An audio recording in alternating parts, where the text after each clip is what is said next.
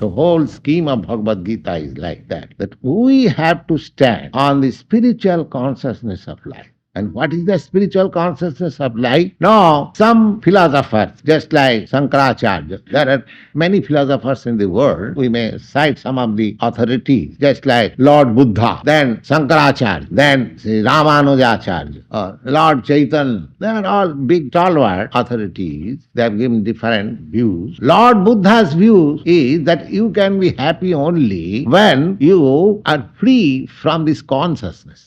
Lord Buddha says that consciousness is the production of this combination of matter. So therefore, if you dismantle this material body, then there will be no consciousness and thus there will be no feeling of distress or happiness. That is called Nibbana. It is just like a patient suffering from some disease and the doctor gives him some pill so that he dies and there is no more feeling. Oh, then he says it is all right. If by stopping feeling like that, the doctor, my son is having 107-degree temperature. All right, I stop it, give him some injection, poisonous. The child dies. Now there is no fever. Now the father says, my child does not move. Oh, whether this fever is stopped or not. Yes, there is no fever also. That's all right. My business finished. That sort of foolish doctor will not do. We should not stop consciousness. No, that is the secret of philosophy. If my consciousness is stopped altogether, then what do I gain? That means my death, my whole existence finished. Then comes, I am shortly giving the substance of different philosophers. Then comes Shankaracharya.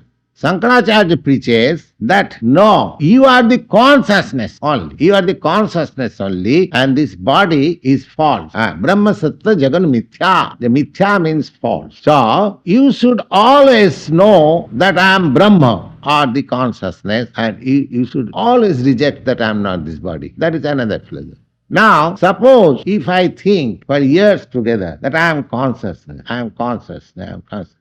Do you think you shall be happy? Simply by understanding that I am not this body, I am consciousness. Will that help you? That will also not help you.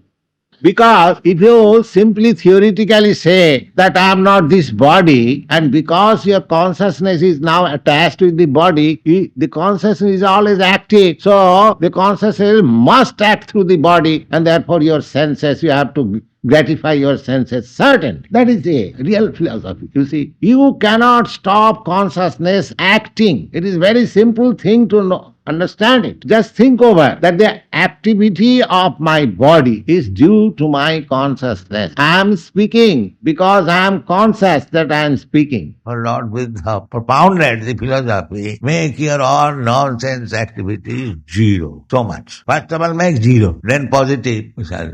That is zero movement. Sunnavad. At least if a rascal children is always doing something, a nonsense, first of all stop him, make him zero. Then good lesson. Come, do this. So this Buddhist movement means to make their atheistic activities zero. At least that is good. It is better not to moan, silent. Instead of talking on nonsense, better be silent. Don't create disturbance.